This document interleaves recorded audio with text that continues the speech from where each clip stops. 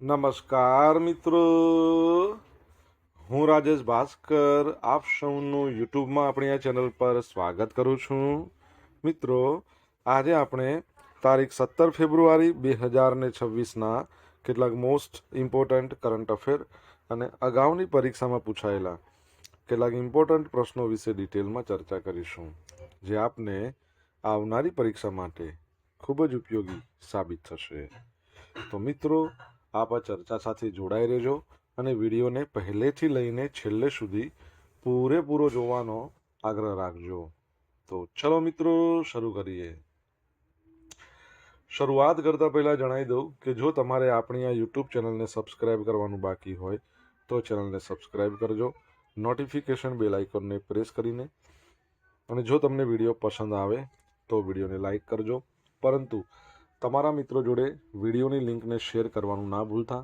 તમારા જેટલા પણ મિત્રો જેઓ કોમ્પિટિટિવ એક્ઝામની તૈયારી કરી રહ્યા છે એ બધા મિત્રો જોડે આ વિડીયોની લિંકને અત્યારે જ શેર કરી દો, તમે જે તે સોશિયલ મીડિયા એપ્લિકેશન વાપરતા હોય એમાં.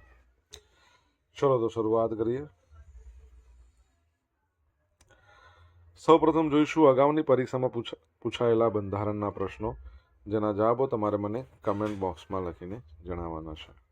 વિડીયોના લાસ્ટમાં જ્યારે હું તમને આ દરેક પ્રશ્નના જવાબ જણાવું ત્યારે તમારે ચેક કરવાનું છે કે તમે આપેલા પ્રશ્નોના જવાબમાંથી કેટલા પ્રશ્નોના જવાબ સાચા છે, અને જેટલા પણ પ્રશ્નોના જવાબ સાચા હોય એનો આંકડો તમારે કમેન્ટમાં લખવાનો કે 10માંથી આટલા સાચા છે. ડેઇલી જીકે ટેસ્ટમાં આપણે રોજ 10 પ્રશ્નો પૂછીએ છીએ, એમાંથી 5 પ્રશ્નો બંધારણના છે. બાકીના જે 5 પ્રશ્નો છે એ ગુજરાતની ભૂગોળના છે. તો તમે તમારા આન્સર આપો નીચે કમેન્ટ બોક્સમાં, અને હું આજના કરંટ અફેરનો પ્રથમ પ્રશ્ન છે એની શરૂઆત કરું છું. પ્રથમ પ્રશ્ન છે, કઈ સંસ્થાના સંશોધકોએ પરાગરજ ઓળખવા માટે એઆઈ ફ્રેમવર્ક વિકસાવ્યું છે? તો જવાબ આવશે આઈઆઈટી ગાંધીનગર. તો Indian institute of technology Gandhinagar, IIT Gandhinagar છે, એના સંશોધકો છે. એમણે જે પરાગરજ છે એના સ્વચાલિત વર્ગીકરણ માટે એક અત્યાધુનિક એઆઈ ફ્રેમવર્ક વિકસાવ્યું છે. આ ટેકનોલોજી કૃષિ, તબીબી વિજ્ઞાન, જૈવ વિવિધતા એના ક્ષેત્રમાં ક્રાંતિકારી ફેરફારો લાવી શકે છે.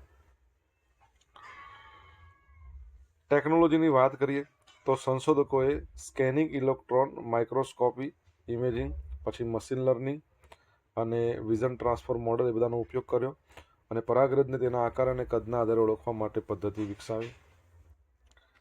એમ પાયલોન ડેટાબેઝ. હવે ટીમે શું કર્યું છે કે 28 વિવિધ ઔષધીય વનસ્પતિઓ છે એ વનસ્પતિઓના પરાગની હાઈ રિઝોલ્યુશન છબીઓ ધરાવતી એમ પાયલોટ નામની ઓપન એક્સેસ વેબ એપ્લિકેશન બનાવી. હવે આનાથી ફાયદા શું થશે? તો એઆઈ ફ્રેમવર્ક મેન્યુઅલ કામગીરી ઘટાડે છે, જે પરાગ વિશ્લેષણમાં ઝડપ અને ચોકસાઈ વધારે છે. ઉપયોગિતાની વાત કરીએ તો કૃષિ, એમાં પાક સંવર્ધન અને પરાગનયન સમજવા માટે. તબીબી, એમાં એલર્જી પેદા કરતા પરાગરજની ઓળખ કરવા માટે. પુરાતત્વ, ઐતિહાસિક આબોહવા પરિવર્તનના અભ્યાસ કરવા માટે આનો ઉપયોગ થશે. આઈઆઈટી ગાંધીનગરની વાત કરીએ તો 2008માં એની સ્થાપના થઈ. સંજીવ પુરી છે એ તેના ચેરમેન છે. ત્યાં પરમ અનંતા નામનું એક સુપર કમ્પ્યુટર છે. તમારે આઈઆઈટી ગાંધીનગર છે એના ડિરેક્ટરનું નામ કહેવાનું છે તમને આન્સર આવડતો હોય તો. અને તમને ખબર છે ને કે આપણા ભારતની અંદર પ્રથમ, ઓકે તો આરઆરયુમાં હતું, કે ચલો એ અલગ વસ્તુ હતી, આગળ વધીએ. સેવા તીર્થ સંકુલમાં પીએમઓ સિવાય બીજું કયું મહત્વનું કાર્યાલય હશે?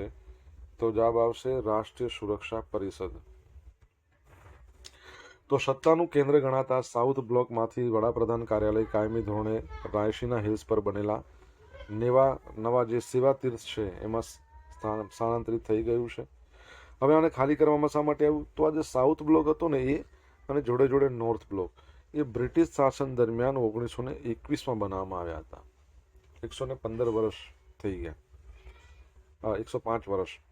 હવે આ સ્થાનાંતર પાછળના મુખ્ય કારણો એવા છે. પહેલાં તો વહીવટી સંકલનમાં શું તકલીફ પડી રહી હતી? તો અત્યાર સુધી પીએમઓ, કેબિનેટ સચિવાલય, રાષ્ટ્રીય સુરક્ષા પરિષદ આ બધા અલગ અલગ જગ્યાએથી ચાલતા. હવે શું થયું છે કે આ ત્રણેય મહત્વની ઓફિસ એક જ સંકુલમાં. આધુનિકરણની વાત કરીએ જૂની ઇમારતોમાં ડિજિટલ ઇન્ફ્રાસ્ટ્રક્ચર, આધુનિક સુરક્ષા સિસ્ટમ ગોઠવવામાં મર્યાદાઓ હતી. હવે સેવા તીર્થ છે ને સંપૂર્ણપણે ડિજિટલી સંકલિત છે.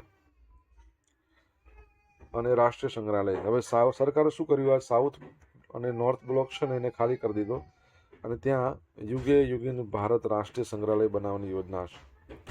આ દુનિયાનું સૌથી મોટું સંગ્રહાલય છે, જે ભારતની 5000 વર્ષ જૂની સંસ્કૃતિ દર્શાવવામાં આવશે. ઓકે, હવે સેવાતીર્થ સંકુલની વિશેષતાઓ જોઈએ તો તે રાયસીના હિલ્સ પર વાયુ ભવન પાસે દારાશિકો રોડ, હવે જૂનું નામ ડેલહાઉસી રોડ હતું, ત્યાં આવેલું છે. 3 મુખ્ય બ્લોક છે. Sevatirth 1 PMO office, Sevatirth 2 cabinet સચિવાલય, સેવાતીર્થ 3 તો રાષ્ટ્રીય સુરક્ષા પરિષદ અને NSA અજીત ડોભાલની ઓફિસ. પર્યાવરણ પૂરક આ ઇમારત 4 સ્ટાર ગ્રીન બિલ્ડિંગ માનક મુજબ બનેલી છે, જેમાં સોલર એનર્જી અને વોટર રિસાયકલિંગની સુવિધા છે. મને કહો ગ્રીહાનું ફૂલ ફોર્મ શું થાય? ઇન્ડિયા હાઉસ, વિદેશી મહાનુભાવો સાથેની બેઠક અહીંયા ખાસ ઇન્ડિયા હાઉસ, એના માટે ઇન્ડિયા હાઉસ બનાવવામાં આવ્યું છે.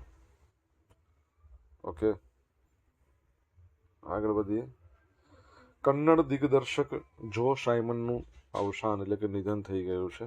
તો કન્નડ ફિલ્મના દિગ્દર્શક હતા, જાણીતા અભિનેતા હતા, લેખક હતા જો સાયમન. 13 ફેબ્રુઆરીના રોજ અવસાન થયું. 80 વર્ષની એજ હતી. હૃદયરોગનો હુમલો, એકચ્યુઅલી કાર્ડિયાક એરેસ્ટ આવ્યો હતો એમને. તો બેંગલુરુની અંદર કર્ણાટકા ફિલ્મ ચેમ્બરની એક મિટિંગ હતી, તો એ દરમિયાન એમને હૃદયરોગનો હુમલો આવ્યો. એમણે પોતાની કારકિર્દીમાં 100થી વધુ ફિલ્મોમાં કામ કર્યું. દિગ્દર્શક તો હતા જ, ઉપરાંત ગીતકાર અને લેખક પણ હતા.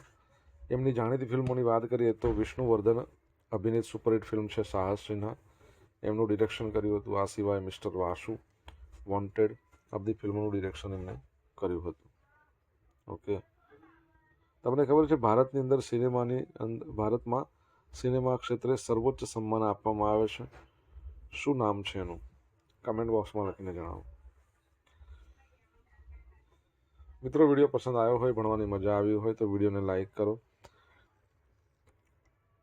તમારા મિત્રો જોડે વિડીયોની લિંકને શેર કરો. આપણી બંને યુટ્યુબ ચેનલ રાજેશ ભાસ્કર 2ને સબસ્ક્રાઈબ કરવાનું જો બાકી હોય તો સબસ્ક્રાઈબ કરી લો, નોટિફિકેશન બેલ આઇકોનને પ્રેસ કરીને. જો તમારે ડેલી કરંટ અફેરની PDF જોઈતી હોય તો આપણી ટેલિગ્રામ ચેનલ છે એને જોઈન કરી લો. ડેલી કરંટ અફેરની PDF તમને અહીંયા મળશે, સાથે તમને પોલ્સ પણ રમવા મળશે. ગુજરાત વિધાનસભાના નવા ઉપાધ્યક્ષ તરીકે કોની વરણી કરવામાં આવી છે? તો જવાબ આવશે પૂર્ણેશ મોદી.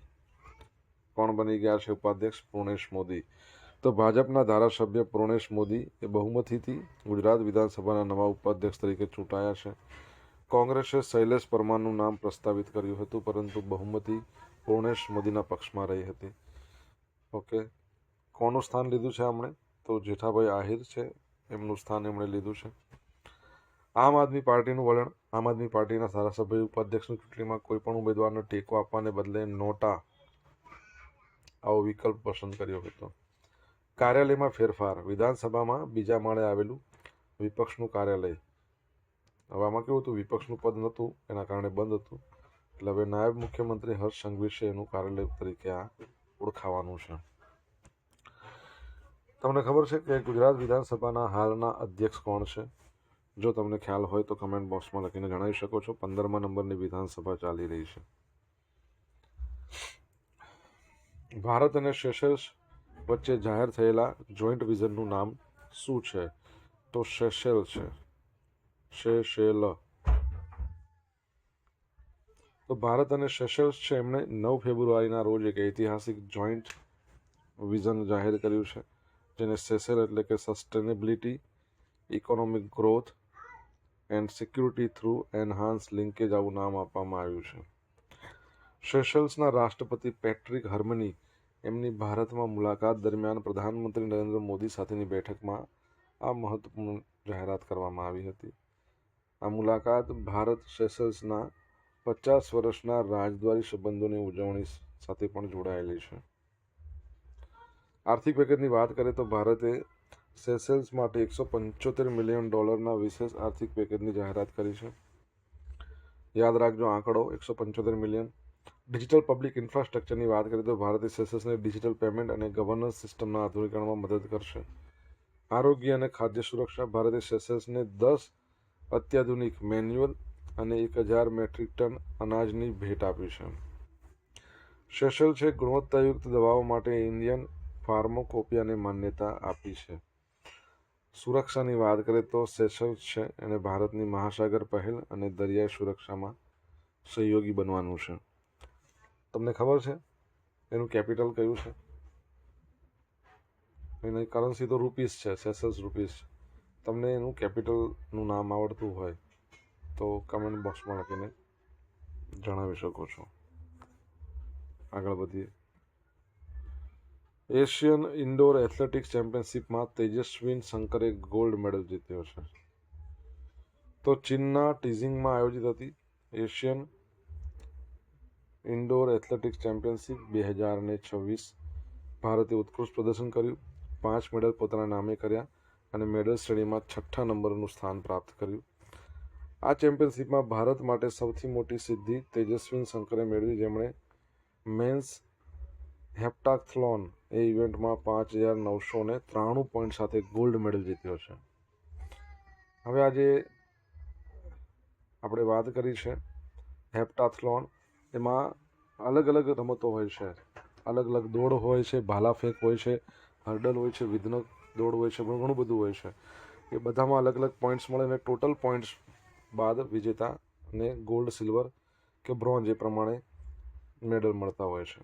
અન્ય ખેલાડીમાં પૂજાએ હાઈ જમ્પમાં અને તજવિંદર પાલ સિંહ છે તુરે, એમણે શોર્ટ પુટમાં સિલ્વર મેડલ જીતીને ભારતની શાન વધારી હતી. જ્યારે અંશ સોને લોંગ જમ્પની અંદર બ્રોન્ઝ મેડલ મળ્યો. યજમાન દેશ ચીનમાં આયોજન થયું હતું ને એનું 10 ગોલ્ડ જીત્યા છે. ટોટલ 34 મેડલ નંબર 1 પર છે. ઓકે, યાદ રાખજો. સોશિયલ મીડિયાના માધ્યમથી મારી સાથે તમે કનેક્ટ રહી શકો છો. ઇન્સ્ટા આઈડી છે rajesh.i.bhaskar. આપણું ફેસબુક આઈડી છે RI ભાસ્કર અને ટેલિગ્રામ ચેનલ છે આપણી રાજેશ ભાસ્કર નામની,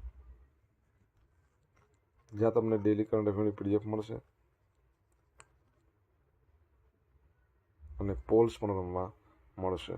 જો ભણવાની મજા આવી હોય તો વિડીયોને એક લાઇક કરો, તમારા મિત્રો જોડે વિડીયોની લિંકને શેર કરો, ચેનલ સબસ્ક્રાઇબ કરવાનું બાકી તો સબસ્ક્રાઇબ કરો, નોટિફિકેશન બેલ આઇકોનને પ્રેસ કરીને. તાજેતરમાં વર્લ્ડ હેલ્થ ઓર્ગેનાઇઝેશને કઈ નવી પોલિયો વેક્સિનને પ્રી ક્વોલિફાઈ કરી છે? તો જવાબ આવશે NOPV2, new oral polio vaccine 2. Easy નામ છે, યાદ રહી જશે. તો વર્લ્ડ હેલ્થ ઓર્ગેનાઇઝેશને 14 ફેબ્રુઆરીના રોજ વધુ એક નવી ઓરલ પોલિયો વેક્સિન, જેનો ટાઈપ છે 2, પ્રી ક્વોલિફાઈ કરી છે. હવે આ મંજૂરી મળી ગઈ છે ને, એટલે યુનિસેફ જેવી સંસ્થાઓ આ રસી ખરીદશે. વિશ્વભરના પોલિયો નાબૂદી અભિયાનમાં એનો ઉપયોગ કરી શકશે. NOPV2 રસી શા માટે મહત્વની છે? તો વધુ સુરક્ષિત છે પહેલાંની રસી કરતાં. પહેલાંની રસીમાં શું પ્રોબ્લેમ આવતો હતો? તો પરંપરાગત ઓરલ પોલિયો વેક્સિનમાં ક્યારેક વાયરસ છે ને એ મ્યુટન્ટ થઈ જતા હતા અને ફરીથી ફેલાવાનો ભય રહેતો હતો, એટલે રૂપાંતરિત થઈ જાય. અને આજે NOPV2 છે ને એવી રીતે ડિઝાઇન કરી છે કે તે વધુ સ્થિર રહે અને વેક્સિન ડિરાઇવ પોલિયોનો ખતરો ઘટાડે. પછી નાબૂદી અભિયાન. પોલિયો મુખ્યત્વે 5 વર્ષથી ઓછા ઉંમરના બાળકોને અસર કરતો હોય છે, લકવો પણ લાવી શકે છે. આ નવી રસી પોલિયોને જડમૂળથી ઉખાડવાના અંતિમ તબક્કામાં ગેમ ચેન્જર સાબિત થશે. મોટું લક્ષ્ય. તો વૈશ્વિક નેતાઓ દ્વારા $1.9 બિલિયન ભંડોળ એકત્ર કરવામાં આવ્યું છે. અને આનો ઉદ્દેશ્ય છે કે દર વર્ષે વિશ્વના આશરે 37 કરોડ બાળકોને પોલિયો વિરોધી રસી આપવાની છે. તમને ખબર છે ને વિશ્વ પોલિયો દિવસ આપણે ક્યારે મનાવીએ છીએ? તો 24મી ઓક્ટોબર UN ડે પણ છે. વર્લ્ડ હેલ્થ ઓર્ગેનાઇઝેશનની પણ આપણે વાત કરી તો WHO વર્લ્ડ હેલ્થ ઓર્ગેનાઇઝેશનની સ્થાપના 7 એપ્રિલ 1948માં હેડક્વાર્ટર સ્વિટ્ઝરલેન્ડનું જીનીવામાં, અને એના જે ડિરેક્ટર જનરલ છે એનું નામ તમારે મને કહેવાનું છે. મુખ્ય વૈજ્ઞાનિક જેરેમી ફરાર છે. 7 એપ્રિલે એની સ્થાપના થઈ, એટલા માટે 7 એપ્રિલને આપણે વર્લ્ડ હેલ્થ ડે, વિશ્વ સ્વાસ્થ્ય દિવસ તરીકે ઉજવીએ છીએ. સોરાયા અઘાઈ આઈઓસીના પ્રથમ ઈરાની મહિલા સભ્ય બની ગયા છે. તો ઈરાની અને એ પણ બેડમિન્ટન ખેલાડી સોરાયા અઘાઈ છે. હાજી અઘાઈ એમણે તાજેતરમાં ઇટાલીના મિનાલ ખાતે યોજાયેલા 145માં ઇન્ટરનેશનલ ઓલિમ્પિક કમિટીના સત્ર દરમિયાન ઇતિહાસ રચ્યો છે. તેઓ આઈઓસીના પ્રથમ ઈરાની મહિલા સભ્ય તરીકે ચૂંટાયા છે અને તેની સાથે જ તેઓ હવે સંસ્થાના હાલના સૌથી યુવા સભ્ય બન્યા છે. ઈરાન માટે તો બહુ મહત્વપૂર્ણ બાબત કહેવાય ને કે 2004 પછી પ્રથમ વખત કોઈ ઈરાની પ્રતિનિધિને આ પ્રતિષ્ઠિત વૈશ્વિક સંસ્થામાં સ્થાન મળ્યું છે. 22 વર્ષ થઈ ગયા. આઈઓસી ઇન્ટરનેશનલ ઓલિમ્પિક કમિટીની વાત કરીએ તો એના જે અધ્યક્ષ અથવા તો અધ્યક્ષા મહિલા છે એ નવા આવ્યા. તમારે નામ જણાવવાનું છે, આન્સર આવડતો હોય તો કમેન્ટ બોક્સમાં લખીને. હવે મિત્રો જોઈશું અગાઉની પરીક્ષામાં પૂછાયેલા બંધારણના પ્રશ્નો. પહેલો પ્રશ્ન લોક સેવા આયોગ છે, એના કાર્યોની વિગત કયા આર્ટિકલમાં આપવામાં આવી છે? તો 320. ભારતમાં પ્રથમ મહાનગરપાલિકાની સ્થાપના ક્યાં થઈ હતી? મદ્રાસમાં 1687માં એવું કહેવાય છે. 1687. કયા બંધારણ સુધારા દ્વારા લોકસભાની મુદત 5 વર્ષથી બદલીને 6 વર્ષ કરી? તો 42મા નંબરનો બંધારણ સુધારો આવ્યો હતો, જેને મિની બંધારણ કહેતા હતા. 42મો 1976માં. બરાબર છે. કેન્દ્રીય સૂચના આયોગની સ્થાપના ક્યારે કરવામાં આવી છે? 2005. લોકસભામાં હાલ અનુસૂચિત જાતિ જનજાતિની કુલ કેટલી બેઠકો અનામત રાખવામાં આવી છે? 131. ખબર છે ને, 131 લોકોને પદ્મ પુરસ્કાર મળ્યો આ વર્ષે. પદ્મશ્રી 113, પદ્મભૂષણ પદ્મભૂષણ 13 અને પદ્મ વિભૂષણ એ 5 જણા, ટોટલ 131 પદ્મ પુરસ્કારો. ગુજરાતમાંથી 4 છે. કોઈને ખ્યાલ છે કયા કયા છે? અગાઉની પરીક્ષામાં પૂછાયેલા ગુજરાતની ભૂગોળના પ્રશ્નો જોઈ લઈએ. ચીડના વૃક્ષ પરના રસમાંથી નીચે પૈકી શું બનાવવામાં આવે છે? ટર્પેન્ટાઇન. લીલના અઘેર શબ્દ નીચેનામાંથી કોની સાથે સંકળાયેલો છે? તો ચોરવાડ સાથે. દાંતીવાડા બંધ કઈ નદી પર છે? તો દાંતીવાડા છે એ બીજા બનાસ નદી પર છે. ગુજરાતમાં સૌપ્રથમ સૂર્યોદય તો દાહોદ જિલ્લાનું ગરબાડાનું પાટા ડુંગરી. વૌઠાશાળા માટે જાણીતું છે. 7 નદીઓનો સંગમ. હા સામે માવા ખાશે. હા સામે માવા ખાશે. ફૂલ ફોર્મ તમારે શોધવાના છે. હવે જોઈશું ગઈકાલે પૂછેલા પ્રશ્નનો જવાબ. પહેલો પ્રશ્ન કે કોના દ્વારા આણંદ ખાતે અમૂલ એઆઈ અને સરલા એપનું લોકાર્પણ કરવામાં આવ્યું? તો આપણા સીએમ શ્રી ભૂપેન્દ્રભાઈ પટેલ. સેકન્ડ પ્રશ્ન છે કે કાઉન્ટર પોઈન્ટ રિસર્ચ 2025 મુજબ એક્ટિવ સ્માર્ટફોન ઇન્સ્ટોલેશન બેઝમાં ભારત નંબર 2 પર છે. નંબર 1 પર કોણ છે? ચાઇના છે. આજે પૂછેલા પ્રશ્નો જવાબ જોઈ લઈએ. પહેલો પ્રશ્ન શું હતો? આઈઆઈટી ગાંધીનગરના ડિરેક્ટરનું નામ શું? તો રજત મુના. સેકન્ડ નંબરનો પ્રશ્ન શું હતો? ગ્રીહાનું ફૂલ ફોર્મ શું થાય? તો green rating for habitat and assessment. Green rating, okay, rating for, પણ આમાં ગ્રીમાં અહીંયા આઈ એડ કરી લીધો છે. ત્રીજા નંબરનો પ્રશ્ન શું હતો? ભારતમાં સિનેમાનો સર્વોચ્ચ સન્માન આપવામાં આવે છે અને કહેવાય છે દાદા સાહેબ ફાળકે પુરસ્કાર. 1969માં દેવિકા રાની અને છેલ્લે 2023ની અંદર મોહનલાલ જેઓ મલયાલમ ફિલ્મ ઇન્ડસ્ટ્રીના અભિનેતા છે. બરાબર છે. ચોથા નંબરનો પ્રશ્ન શું હતો? તો હાલમાં વિધાનસભાના અધ્યક્ષ કોણ છે? ગુજરાત વિધાનસભાની વાત ચાલે છે. શંકરભાઈ ચૌધરી. પાંચમા નંબરનો પ્રશ્ન શું હતો? સેશલ્સ છે એનું કેપિટલનું નામ શું છે? વિક્ટોરિયા. ત્યારબાદનો 6 નંબરનો પ્રશ્ન, WHO ના ડિરેક્ટર જનરલનું નામ શું છે? તો WHO ના ડિરેક્ટર જનરલનું નામ છે ટેડ્રોસ અધનોમ.